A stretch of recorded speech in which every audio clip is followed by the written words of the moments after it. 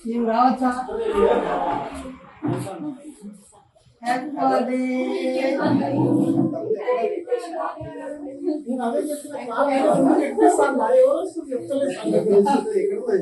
Surprise.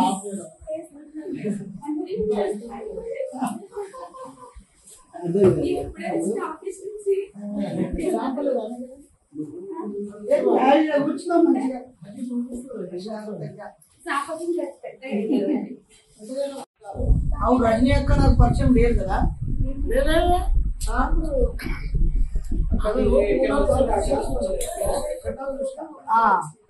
ఓహో, last year పరిచయం.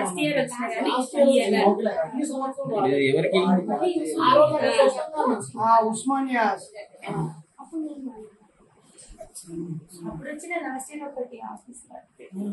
మా మీటింగ్ ఒక్కసారి వస్తే మమ్మల్ని ఈజీగా గుర్తుపడతాం కదా. మీటింగ్ రాకుండా గుర్తుపడతారు అదే. మీటింగ్ అంటే మనకి కనెక్ట్ అవుతున్నారు. నేనైతే చాలా చాములు నాకు అమ్మగొండలు పెట్టినప్పుడు వచ్చేదాన్ని మహాసభలు. అప్పుడు చూస్తున్నాను నేను వచ్చిన అమ్మకొండ మహాసభలు అప్పుడు చేయలేను. మీ దగ్గరికి వచ్చి నేను అప్పుడు పెద్ద అమ్మాయిని తీసుకొచ్చినాను. నాతో పాటు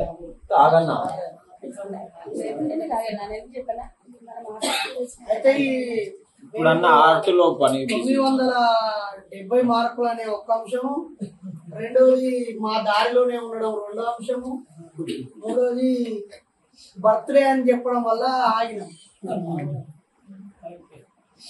ఇక్కడ i5 ఉంది కానీ ఇక్కడ ఎక్కడ చెప్పు.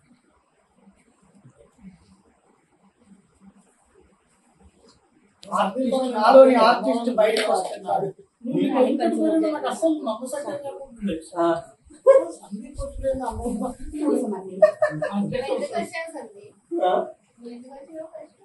కాదక్క పంపిస్తుంది. నేను అసలు యాక్చువల్గా అయితే బాబాయ్కి నేను అక్కడి నుంచి చూసి వద్దాం అనుకున్నాను. కాకపోతే ఇంట్లో వచ్చి సర్ప్రైజ్ చేయడమే ఇంకా బయట ఇచ్చాడు కదా. కాకపోతే కారణం పెట్టిస్తారంటే లేదు వెళ్ళు పెట్టిస్తాను.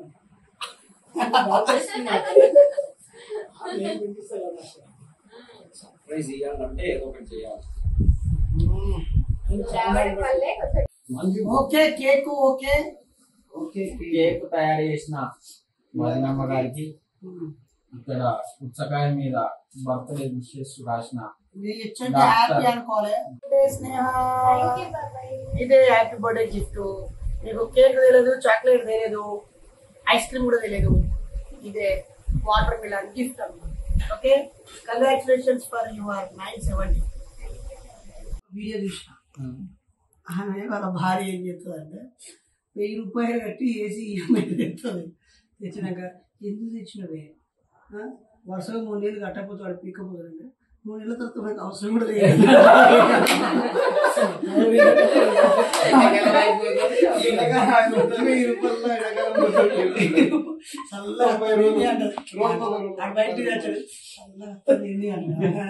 ఏసీ పెట్టించానండి అంటే పైసలు లేదంటే 1000 రూపాయలు 1000 పెట్టినా 3 నెలల తర్వాత పీక్కపోతే అంటే ప్రజలు ఎంత నాటిగా చాలా డిఫరెంట్ గా థింక్ చేస్తారు. సో మొత్తం మీద అయితే బర్త్డేకు కొత్త డ్రెస్ తీసుకోకుండా, కేక్ కట్ చేయకుండా, కేవలం స్టేటస్ బర్త్డే అన్నది ఇయ్యాలా అందులో పెట్టుకోలేము, అని కూడా పెట్టుకోకుండా పెట్టుకోలే కేక్ అంటే బర్త్డే సెలబ్రేషన్ చేసి రారా అంటే నీకే తెలిసిన మరి బర్త్డే అని పొద్దున ఫోన్ చేసిన, పొద్దున కంగ్రాచులేషన్ చెప్పడానికి ఫోన్ చేసిన చెప్తే అన్నా ఈ రోజు నా బర్త్డే అది నేను సందీప్ అన్న చెప్పింది. నీకెట్లా తెలుసు మార్కులు? నాక మన గ్రూప్ లో బాబాయ్ పోస్ట్ చేశారు. నేను తర్వాత అందరే చూసిన ఆ రోజు ఇంటర్వ్యూ మన దాంట్లో చాలా మంది పోస్ట్ చేసారు. పోస్ట్ పెడితే అరే చెల్లెకు బాగా మార్కులు వచ్చినాయి అని చెప్పేసి నువ్వు చేస్తే డిస్కషన్ వస్తుంది అయితే అప్పుడు తెలిసింది నీ బర్త్డే.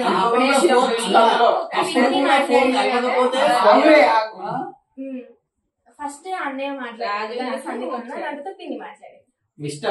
నాకు అప్పుడే బుచ్చడు మార్కులు వచ్చినాయి, నీకంటూ 2 మార్కులు ఎక్కువనే వచ్చినాయి అని నాకు చెప్తే నేను సుఖ సభ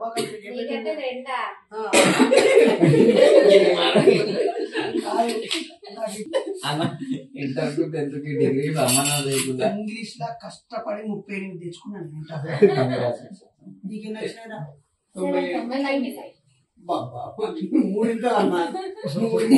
3 పాస్ అవునా?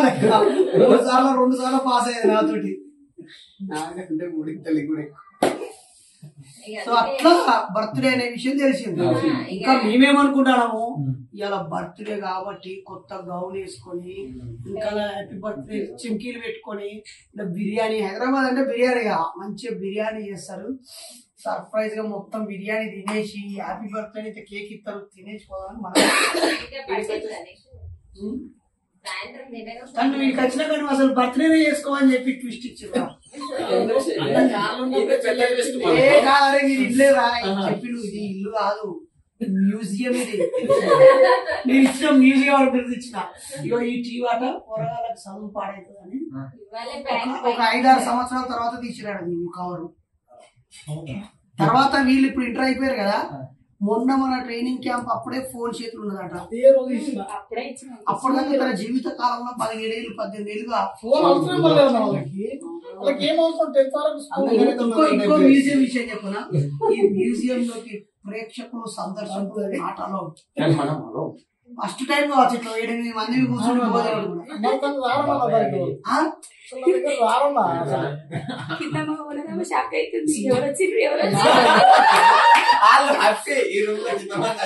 మా మమ్మీ ఎప్పుడో ఒకసారి వస్తారు, చాలా దూరం అని రారు. అత్తమ్మ ఆడపడి ఎప్పుడైనా వస్తే 2-3 డేస్ ఉంటే వెళ్తారు.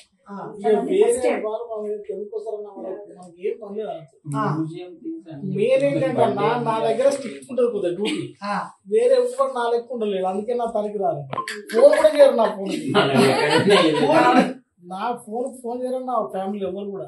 వాళ్ళకి చేసినంటే మస్తు భయంతో చేస్తారు. చెప్తాడని పిల్లలే వీళ్ళని మీరు ఎట్లుంటారో ట్విస్ట్ చెప్పనా, మీరు లేనప్పుడు జరిగిన సంభాషణ. వీళ్ళ అక్క కూడా 970 వచ్చినాయట. అక్కడ బైపీస్ లో 970, ఇక్కడ సిఈస్ లో 970. చిన్న ముచ్చట కాదు కదా. బైపీస్ లో ప్రాక్టికల్స్ ఉంటాయి కానీ సిఈస్ లో ఉండవు. అలాగే ల్యాబులలో ఇంక బైక్ పోయేస్తారు, రాజీ సావారిగా.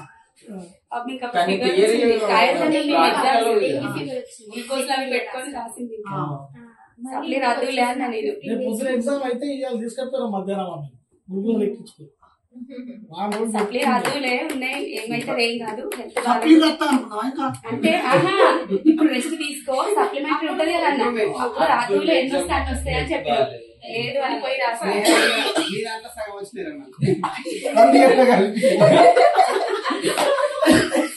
మళ్ళీ అంటే మా ఇంట్లో మేము చాలా సరదా ఉంటాం అన్న. అంటే మా పిల్లలు చదువుని ఇంతవరకు ఒక్కసారి కూడా అనలేదు. వాళ్ళని చదువుమనను మార్కులను అసలు ఏమనమన్నా. అసలు ఇంటికి చుట్టాలు ఎందుకు రాదు? చుట్టాలు ఏమవుతారు? అంత తాగొచ్చు కొడుకులు ఎవడవుతారు నా దానికి. వాడు తెల్ల సాయంత్రం నాకు తరకే వస్తాను బాగా. ఎవరైనా పిల్లలు టీవీ పెడతారు, మా ఇంట్లో టీవీ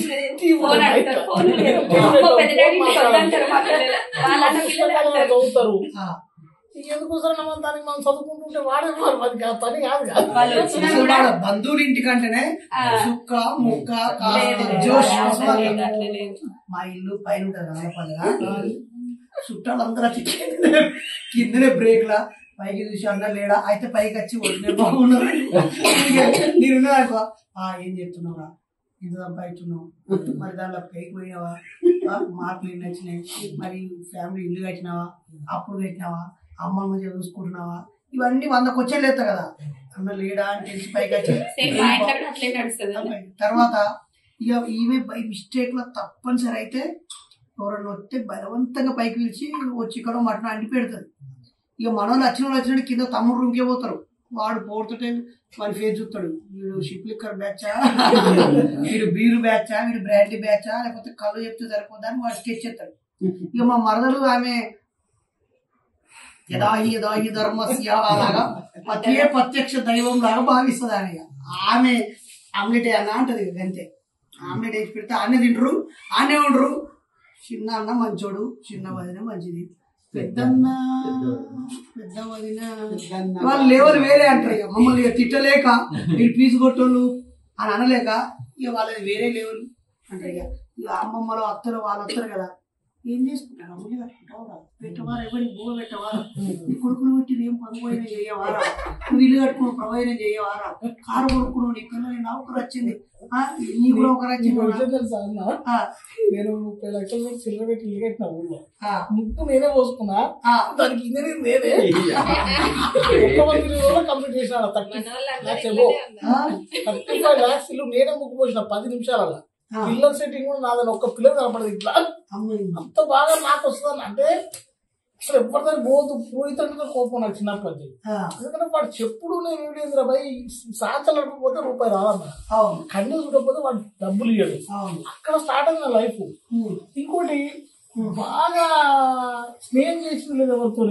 అమ్మ నాన్న కూడా చాలా దూరం. నేను చెప్తున్నా కదా, నాకు 10 years నుంచి అసలు అమ్మ నాన్న ఎవరు, పండుగ అంటే మనకు తెలియదు. మనం పండుగ పోయింది లేదు, వచ్చింది లేదు, అట్లా బతికేసినాం అన్నమాట. మధ్యలో ఒకసారి ఏమైందంటే మా అక్క క్యాన్సర్ వచ్చింది. నేను బాంబేలో ఉన్నా, అక్క దేవుని నమ్ముకుంది యేసుప్రభు. ఎవరు వస్తారు కదా, అక్కడ మిస్టేక్ అయిందన్న. ఏమైందంటే మా అక్క నమ్మేసింది అని చెప్పేసి అక్కను యేసుప్రభు నమ్మించింది. అప్పటికి మా పెద్దన్న పెళ్ళైంది, నాకంటే అన్నే ఉన్నాడు. మేనమా కూతురు చేసుకున్నాం. వాళ్ళు కరెక్ట్గా పద్మశాల నాకు లీడర్ ఇప్పుడు మళ్ళీ పెడతారు. నేను బొమ్మాయిలో వచ్చినాక ఏమైపోయింది, అక్క ఇట్లా వేసుకోవడం నమ్ముకున్నా, బయట పట్టుకొని తిరుగుతుంది. సిచ్యువేషన్ చూసి అప్పుడు నా పెళ్లి కాదు అన్నది అయింది. నేను ఒకటే చెప్పినాను, ఇప్పుడు చెప్పే ముచ్చట 20 ఏళ్ళ కిందటి ముచ్చట, 20 కాదన్నా ఇంకా పాదు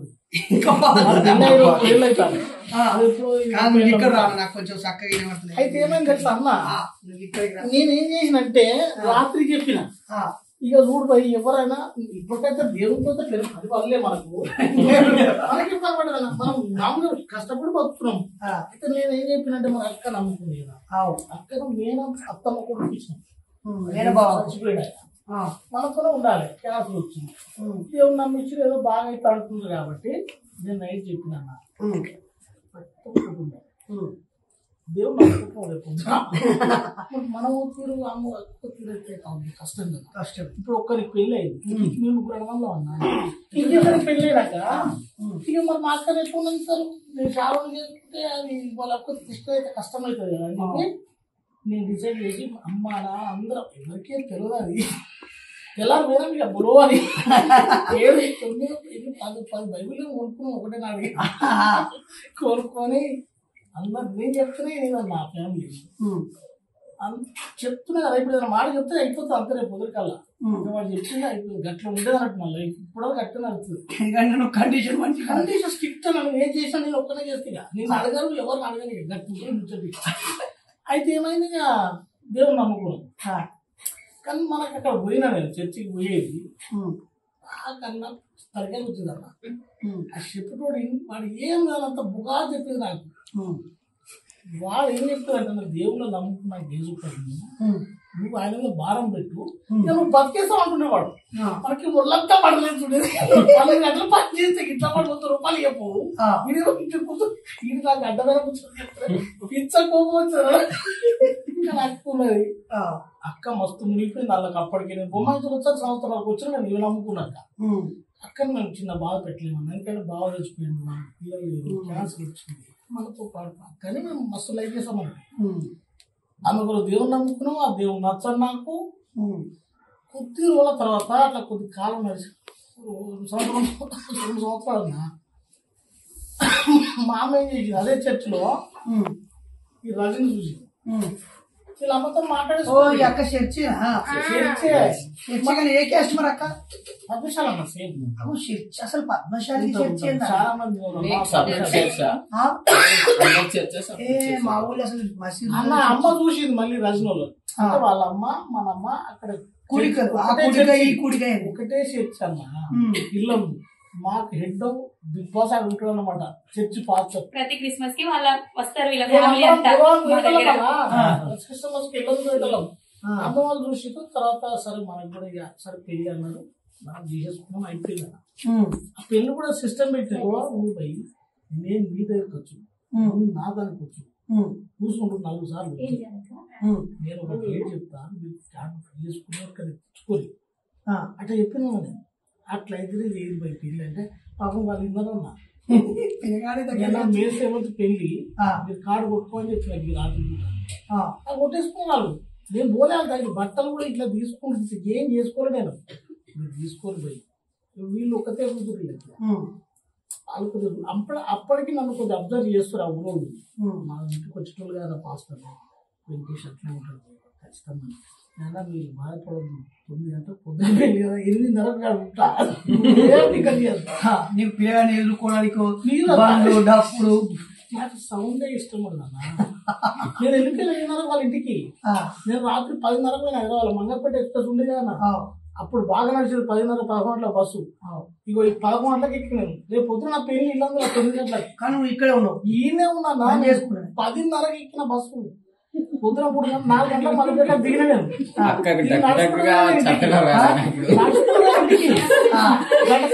మా ఇంటికి నడవడికి 5 అవుతుంది.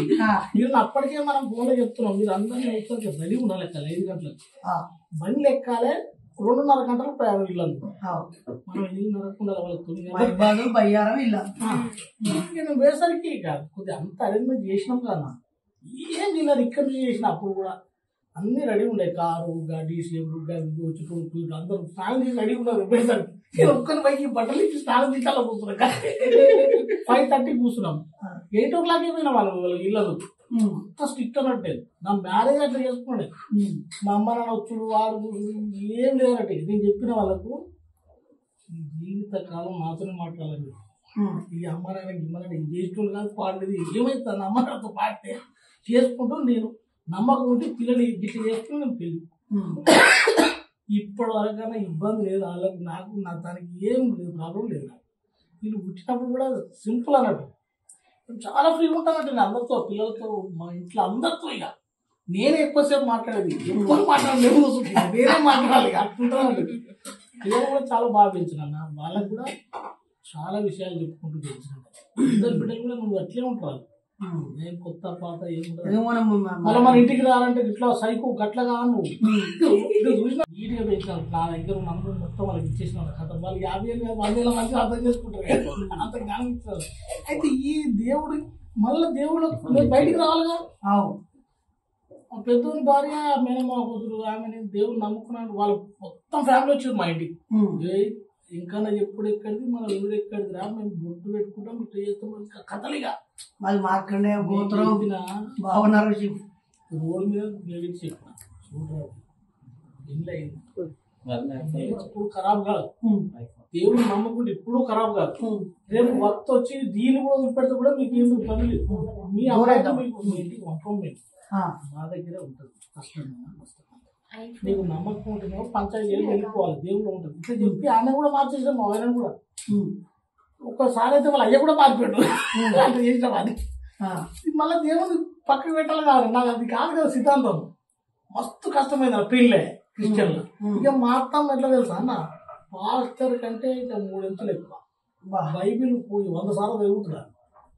ఇక ఆమెతో కూడా ఏగలగా మళ్ళా కొద్దిగా బయటకు వచ్చేసామండి. ఇప్పుడు రజని వల్ల మమ్మీ మమ్మల్ని ప్రార్థన చేస్తున్నావు అని అన్నది. పిల్లలను కూడా ఆమె కూడా చేసేసింది. ఇక ప్రార్థన మళ్ళీ ఇట్లా ఏమి ఉండదు అన్నట్టు బాగా అర్థమైపోయింది. దేవుని వదిలిపెట్టారు. అక్కడ మరి గట్టిగా బలవంతంగా దేవుని ఇచ్చిపెట్టాలన్నాడా?